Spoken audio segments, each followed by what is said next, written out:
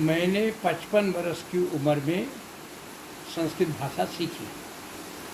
कक्षा 6, 7, 8 में थोड़ी सी संस्कृत पढ़ाई गई थी, लेकिन संस्कृत भारती के माध्यम से मैंने 10 दिन का संस्कृत का कोर्स दिल्ली में किया। संस्कृत भाषा ने मुझे जितना ज्ञान दिया, जितना संस्कृत से लाभ हुआ, उसकी कल्पना नहीं की जा सकती। सबसे बड़ा आनंद तो तब आया जब मैं गीता को ठीक से पढ़ने लगा। गीता पढ़ने के बाद मैंने वाल्मीकि रामायण पढ़ी, और वाल्मीकि रामायण में मैंने पीएचडी कराई बॉटनी की।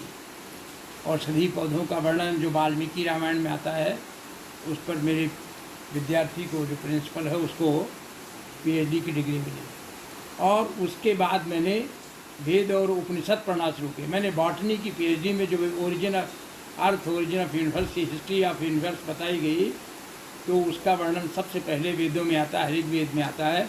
मैंने ऋग्वेद की ऋचाओं को बॉटनी की पीएचडी में कोट किया। और उसके बाद सबसे आनंद मुझे तब आया जब मैंने अथर्ववेदे वनस्पति विज्ञान में पीएचडी कराई।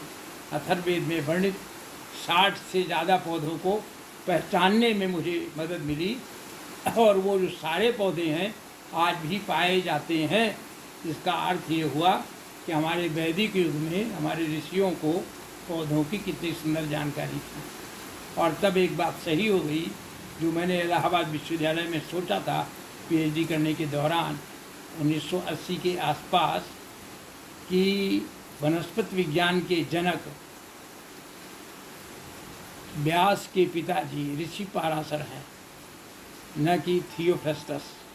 दुनिया में पढ़ाया जाता Theophrastus is father of botany, लेकिन मैंने सामने लिख के रख लिया था कि Parashar is father of botany, not Theophrastus. इसलिए मैं कहना चाहता हूँ कि साइंस जितना पढ़ना है पढ़ो, लेकिन उसके साथ यदि आप संस्कृत पढ़ लेंगे तो संस्कृत में जितना खजाना है दुनिया का, चाहे वो फिजिक्स हो, चाहे बायोलॉजी हो, चाहे और कोई इकोलॉजी हो, या मनुष्य के जीवन प्रबंधन की बात हो, 5 प्राण या 10 प्राण हो, इनका सबसे सुंदर वर्णन संस्कृत में है। चिकित्सा की बात तो कहना ही क्या, यथेच्छाचार नृतो जीवित वर्ष सतत्रयम, 300 वर्ष तक खाने के लिए, सुंदर जीने के लिए, स्वस्थ रह करके जीने के लिए जो औषधियों का वर्णन है वो संस्कृत ग्रंथों में है, और उससे बहुत सारी चीज़ें समझ में आती हैं। इसलिए कहूँगा कि जिनको अच्छा काम करना है वो संस्कृत माध्यम को, संस्कृत भाषा को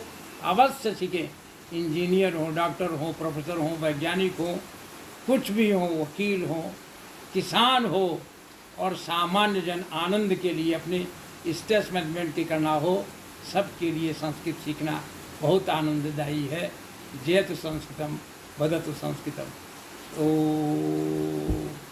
पूर्णमदः पूर्णमिदं पूर्णात् पूर्णमुदच्यते पूर्णस्य पूर्णमादाय पूर्णमेवावशिष्यते।